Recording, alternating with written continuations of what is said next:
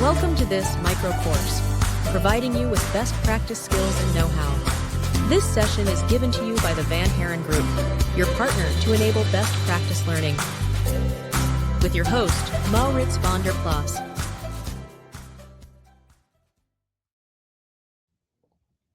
Yes, hello everyone. Welcome to this micro course, The Power of Thought Leadership to Shape Opinions and Drive Change. I'm here with Reinoud Ykema. Welcome, Reinoud. Thank you for joining. Thank you. So I know Reinoud already for quite a few years. He's manager at Capgemini Academy, training manager at Capgemini Academy with over 15 years of experience. He's a pro at talent development. Reinoud has been helping professional customers and co-workers, including himself, he says, to grow leadership, personal and project management skills. He has trained dozens of aspirant thought leaders, giving them the tools that they need to make real impact and inspire others with their vision, in their vision. So maybe, Reinoud, you can answer the question yourself. A thought leader, they say, those who can do, those who can't teach. Is that correct? Or Well, I leave it to the audience to respond to that after this micro course. But I will be the last one to say that I'm a thought leader. But I do know one or two things about how to develop people into thought leaders and thought leadership as such. So thanks for the introduction, Maurits. yeah, of course. I'll give you the stage. Yeah, great. So we start right away. Thank you, everyone. And Reinoud, take it away. I will. Should you have questions, you can drop them in the chat. I'm not sure if I'll respond immediately, but if possible, I will. And otherwise, I'm sure that Maurits will. Yeah, I'll bring them up. Bring them up, yeah. Okay. So without further ado, let's dive into the power of thought leadership. But let's start with what is actually the difference between a thought leader and an expert, because not every expert is a thought leader and not every thought leader is an expert. And one of my colleagues and inspirators for thought leadership model and thought leadership as such, Ron Toledo, he is a Capgemini CTO and thought leader. He always says, a thought leader isn't self-proclaimed, it's a title given by others. So let's have a look at the two people I put on the screen. On the one hand, we have Max Verstappen. And in my opinion, Max Verstappen is an expert. He may very well be the best Formula One driver ever. People may disagree, but let's say, okay, he is the best Formula One driver in rain. That nobody can argue with.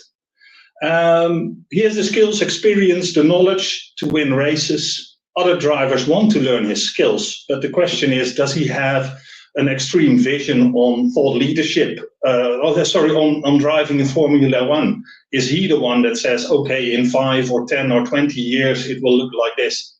I don't think so. In my opinion, one of the biggest thought leaders of all times is Steve Jobs. He had a vision. He could bring across that vision to mobilize people. He could bring ideas to life. And when nobody believed that a phone is a multifunctional tool, he envisioned the iPhone. Another one of my, examples is somebody I need to introduce, because the thought leader development model that we are talking about was developed by Frank Wammes in cooperation with other people. And the training we deliver now and how we train our thought leader within Capgemini is delivered by Frank, by me, and by others. And Frank is the Chief Operating Officer of Society. He is a thought leader, and he literally wrote the book on it. You can see the book in the screen. And he wrote that book last year, but the model is older. It has been around for about 10 years. And he developed this model because, basically, he needed more time. He lacked time to be on stage all the time. And the picture he is showing here, or I am showing of him, it literally shows it. He loves to be on stage one of his favorite things is, give me a guitar and a stage and I will make music. But he also wants to stimulate others to become a thought leader, to get on the stage and to show their skills. Okay, so now basically we have a general idea of what is the difference between a thought leader and an expert and where this model is coming from. But why would you need thought leadership? Thought leadership can be great for organizations on the one hand, because it can enlarge the impact you can make with your organization. But as an individual, thought leader also enables you to, thought leadership enables you to make more impact. Let's focus on organizations first, because as an organization you can improve that impact, but it also helps to stimulate innovation, create awareness of who you as an organization are and what you do, and it makes it easier for organizations to get the talents on board that they need. On the other hand, for individuals, well, you can read it yourself, but it can really create better credibility, visibility. And my personal favorite, as I love learning and development and leadership skills, it enables personal and professional growth. Okay, so recap of chapter 1. Thought provocation and new perspectives. That's one of the triggers of thought leadership. It engages you, your organization, with others, and it helps building connections. Having a webinar like this or a micro course like this already creates new connections. It helps organizations and people addressing industry challenges. You get input from others. It's a source of innovation. When you talk about the ideas you have for the future, you will get people to notice it and to get back to you. And with that comes opportunities and collaboration. And lastly, and very important for many organizations in the current times, is attracting talents. So I'm just wondering, who would be your thought leader and why? Give it a thought. If you like, you can drop the name and the reason in the chat. I'll give you a moment to think of it.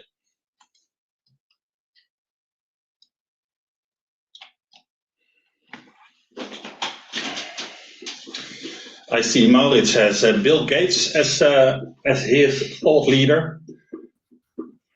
Let's see if there's anybody else coming, but Maurits, tell me why. Well, Bill Gates, I would say now, because if you see him nowadays, I haven't met him back in the days when he was running Microsoft, but if you see him now, manage problems, like he's really active with the Bill Gates Foundation, manages the diseases. He really gives a vision, and he really takes at a problem and provides a solution.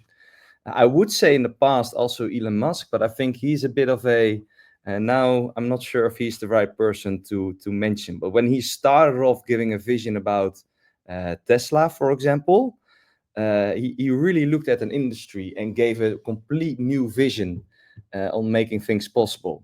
Okay, maybe there's different views on that, maybe, but the funny thing is about thought leadership.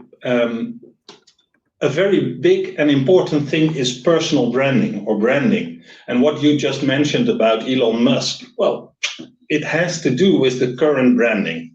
Let's keep it at that. Exactly. Okay. So what is the thought leader development model? Let's have a look at that. So when you are thinking of those thought leaders you just thought of, Bill Gates or anyone else, keep them in the back of your mind while I introduce this thought leader model to you. And the model consists of 5 elements, and all these elements are essential for a thought leader. Content, networking, branding, sales, and mobilization. And there's no need to be an 8 or 10 in all of these. but you must at least excel in 2. You must be good at 2 others, and the last one, you must master 2 others, and you must at least be good in 1 of them. So everything has to be above par, otherwise you never will be a thought leader. That's a great thought leader. I see now Nick van Haren Group. Okay, so the next, I will give the essence of each of these elements, but keep in mind, you don't have to be the best at content and the best at networking and at branding and so on, but you have to be good at least 2 of them, excel in 2, and the last one, okay, you must be able to do it. So we start with content, and content is the basis for every thought leader. When you don't have specific content to share, you might as well be in sales. Okay, so we've been rude about trainers already, those who can't teach, but that's only for me, and now I'm rude about sales as well. No, I'm not, because I don't want to insult sales, but they have a specific talent. They have usually a talent to talk about any subject to make others enthusiastic. But that is not what a thought leader makes. What it makes a thought leader stand out. Because a thought leader has a vision, and well, I try to create a picture that symbolizes thought leadership and the vision of content in my ideas. And this one is about that sailing vessel in the 17th century, because for me, a thought leader looks past the horizon. He sees past the horizon. So you could have an expert, a sailor on deck, and he could see the ships close by, and he can respond to things happening in close combat. And we have the captain, he's on the ship as well, and he has binoculars and could see what ships are on the horizon. He might be able to see which flag they're under and if they have the real flag and not that one with a skull and a couple of guns. And he is the leader. So we have an expert and a leader. But the sailor that is sitting in the crow's nest at the top of the mast, he can see across the horizon. He can see what is happening there. He can see clouds forming that would predict a storm coming. He could set things in motion to steer away from that storm. And maybe he can see the dot on the horizon that is an island with much needed fresh water supplies. So keep that in mind when you think of a thought leader and his content. It is not about what is happening now. It is about what we can do now and in a couple of years, but a lot more it is about that horizon, 5 or 10 years from now. And well, one of the models you can use to illustrate that is the model of 3 horizons of growth by McKinsey. It's just a way to show it. But a thought leader is not just able to see what will be coming next, but he can also see the implications of what will be happening. He has insights. He has the ability to spark innovation because he can see behind that horizon again, and he can initiate change. And an example of this, did any one of you imagine the extreme impact of AI, which has been happening in the past 2 years, let's say 5 years ago? Well, I'm not going to wait for your responses, but I can say I did not expect it happening in 2 years so much, and especially not 5 years ago. But there were a couple of people that I met that said, this is going to happen, and I just didn't believe them. But these are real thought leaders. They know their content. They can look behind the horizon. And this is how you can recognize a true thought leader. It's just a pity that you have to wait for years to find out if somebody really is a thought leader or not. So your content is also not one pièce de résistance, not one white paper, nor not one presentation. You will have to build, as a thought leader, content in a meticulous way. You have to create various shapes of the same content for various audiences. You want to ensure that you create enough hooks to gain the interest from the audience and make people curious and get their insight. And one thing quite important in this whole venture of being and becoming a thought leader, be patient and persistent. Okay. Networking. So why is networking important? Well, basically, as a thought leader, you need to be recognized.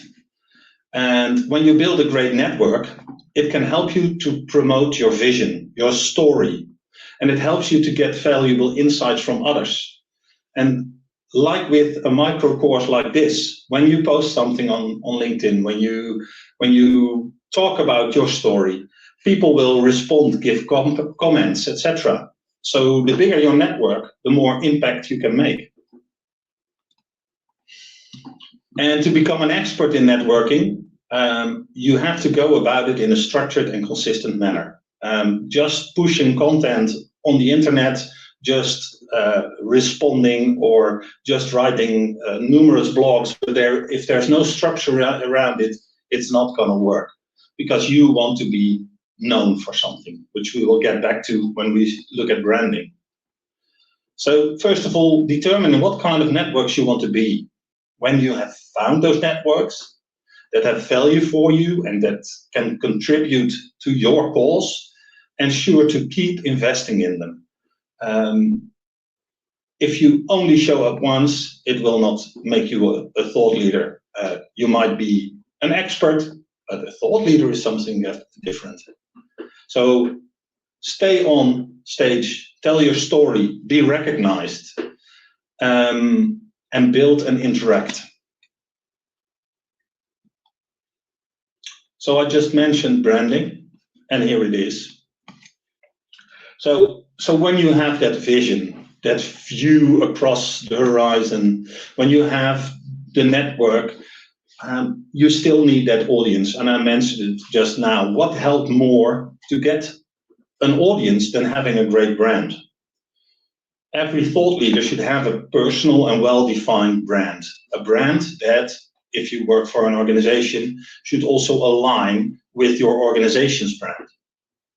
And this brand can be your personal brand only. You can align and connect your brand to your organization, or, like in some instances, and I already saw it in the comment, you as a thought leader can become a brand.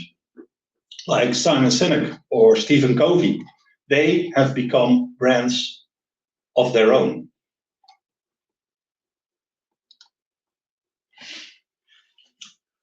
I always really like this motto or mission of Nike. Our mission is to bring inspiration and innovation to every athlete in the world. And if you have a body, you're an athlete. And well, maybe not everybody knows this mission, but when you only see that logo, everybody knows what is behind it, that it's Nike. So when you want to leverage thought leadership to drive the success of your organization, you have to link that personal branding to your own organization. If you are a thought leader within Nike and you start promoting drinking a lot of alcohol, I think that it doesn't really match with the values of the organization. And that makes it hard to create a consistent message and use the mission and values to align. So these are the steps. And again, I would like to mention, be patient and persistent. A thought leader doesn't get born and raised on one day. It takes time. We are already at number 4 out of 5. And number 4 is sales. So let's first think about why you want to be a thought leader. Just to tell your ideas? Or do you want to generate revenue, create additional value, maybe even sell something? And then the next thing is, okay, I have a great idea. I am going to sell this to you. So I come up to you and I say, okay, I want to sell you this. I'm not going to watch for your responses, but I think you will all leave this micro course immediately if I only say, I want to sell this to you. Because that's not how you can create relationships and how you can create value and, in the end, revenue, whether it be in money or in other aspects of life. A lovely scene about this is in The Wolf of Wall Street. Leonardo DiCaprio says to somebody, sell me this pen. And just look it up on the internet if you don't know it. But basically, it is about people need to want something to buy it. And buy it doesn't mean monetary. It may even mean, it can mean logically, I want to buy into your idea, things like that, to buy into your story. And when people want to hear more about it, they will want to invest in it. And an investment in time, effort, and money means that people have bought your idea. And when they have bought your idea, you have sold it. And if you have sold it, you're in sales. When the sell is done, you can get to your objective. Convince the people of new ideas, buy your services, create revenue, or add value to your ideas and create an even better vision. And the final element of the model is mobilization. And as I mentioned at the start, and I will repeat it now, the model consists of 5 elements, and you need to master at least 2 of them. You have to excel at 2 of them, and you have to be good enough in at least 1 of them. And the empowerment that we are, the mobilization we're looking for in the thought leader development model is all about empowering the thought. Okay, what's that? So empowering the thought is about mobilizing your network. You want to build up your brand, increase your network, get inspiration to improve your content, and in the end, to be able to close the deals. So it sums the whole thing up, I guess. And how you should mobilize your network really depends on the type of organization you work in. In very hierarchical organization, you may need sponsors from the top. In network organizations, you will need to engage as many stakeholders as possible from various parts of the organization. And if you're just a single individual as a thought leader, you will need to build your own organization around you to support you in reaching your audiences. And this sounds like a formal organization, but it can be just networking, connecting, teaming up with people. And if you're able to mobilize others to help you convey your message, that is the real key to get things going. So a clear vision that others can serve as a focal point around your ideas, that helps to create a community that can thrive. And, well, as mentioned before, a thought leader needs an audience and a community followers. Only when you have that, you can make an impact, the impact that you want to make. So we have seen all the 5 elements of the thought leadership model. And this model, as I mentioned, is created by my colleague Frank Rammes. And I also promised to mention that he has a book, which I already did, and that you can find it on Amazon and on Management Book. I even have it here. And this book gave me inspiration. And I know that somebody is in this webinar as well, or in this micro course, that also joined in one of the trainings and has used the book and the model to improve himself in development. So don't just believe me, ask around, look around.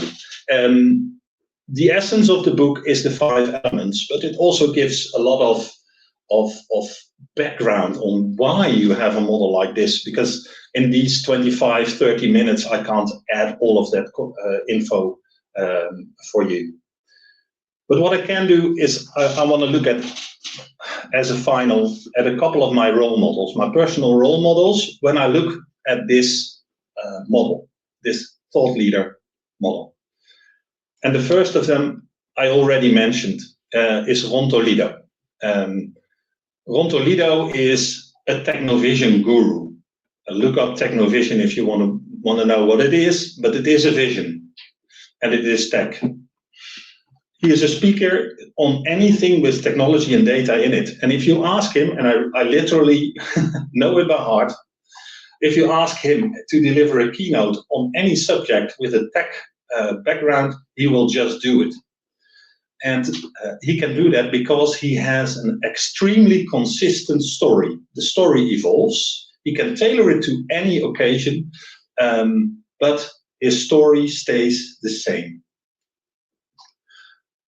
And he can bring it to any audience. He integrates new developments. He incorporates history, like I did with, okay, who thought about AI 5 years ago, things like that. And that is why his content is so powerful. A second one is somebody who I admire for her networking skills. And this person is Jasmijn Baldinger. And you will see I only added Capgemini colleagues as role models for this presentation, because I wanted to get close to home, and I needed to know that they are specifically on that item really a role model. And Jasmijn is group client partner for our defense industry. And I follow her on LinkedIn, and I think she really knows everybody. And if she doesn't know the person, she will be able to connect to that person. From a junior consultant in Capgemini to the Minister of Defense, and not only the Dutch Minister of Defense, I think. Okay, and the next guy, if we talk about branding, Alex Boulet is king. This guy has created a complete brand out of himself. The tech guy from Capgemini is what he's called. And he told me that he was at an event in France, but also at an event in the States. And people came to him and said, hey, aren't you the tech guy from Capgemini? He has a great way of branding himself. On the other hand, a lot of people find it quite hard to know what he is about. But having his brand stand out makes him easy to find, easy to approach, a flagship for Capgemini. But being just a brand, of course, is not enough. And I know he has good content. So then we have somebody on sales. And Herman Boscher is also one of my colleagues. And he is in sales, but he will always deny it if you ask him. And there is a good reason for that. He is a client partner for our transport services. And he is able to drive success at these clients because of a good network, because he has a great vision, a story of what the market would look like, what the market should be, what the developments are. And he is able to brand the technical developments within our organization into sustainable solutions for transport services. So his sales is not selling something, but like I said, he makes people want something. It makes him a trusted advisor and sparring partner. And the last one of my role models, and that's the one for mobilization, is Frank Wammes.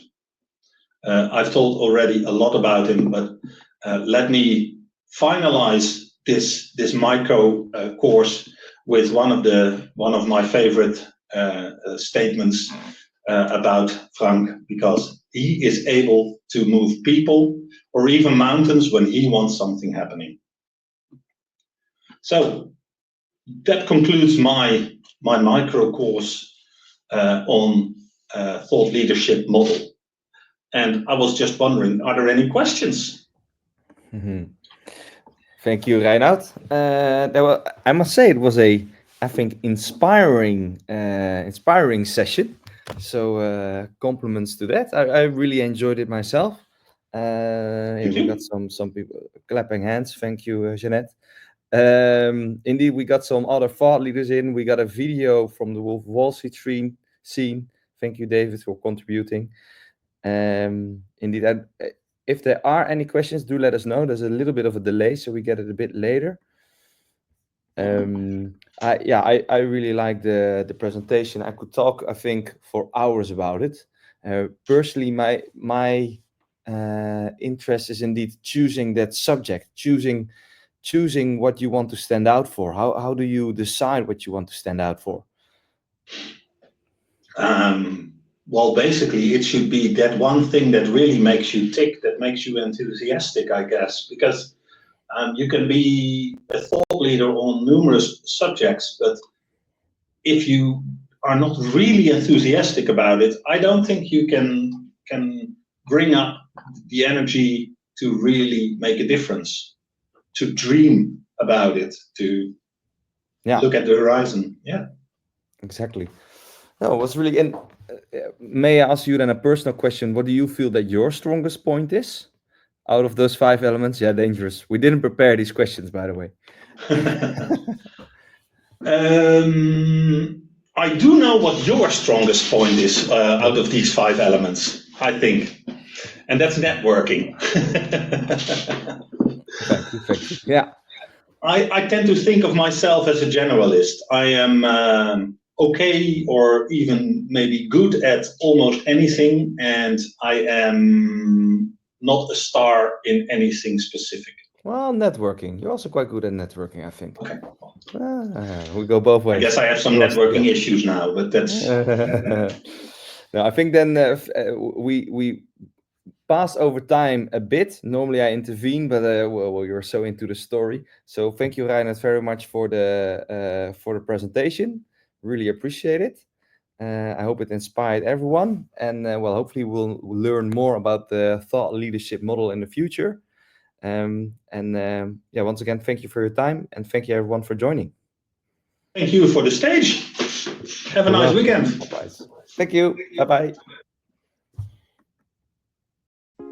We at the Van Haren Group believe that organizations can benefit from shared knowledge and experiences, and we try to help them to do so. We are an independent, worldwide recognized content provider in management best practices and standards, well known for its flexibility and years of experience. Our education partners offer specialized training using our books, courseware, e-learnings, and exams. These partners play a crucial role in delivering high-quality education to professionals, leveraging our products to ensure comprehensive and effective learning experiences. At Van Haren Group, we're more than just a publisher. Our unwavering commitment to quality, passion, trust, fairness, and forward-thinking drives everything we do. We are dedicated to empowering professionals and organizations worldwide to achieve their goals and thrive in today's dynamic landscape. Dream, learn, and achieve with Van Haren Group. Do you want to apply a best practice yourself and maybe leverage our services? Do get in contact with us. We are more than happy to advise how to take the next step.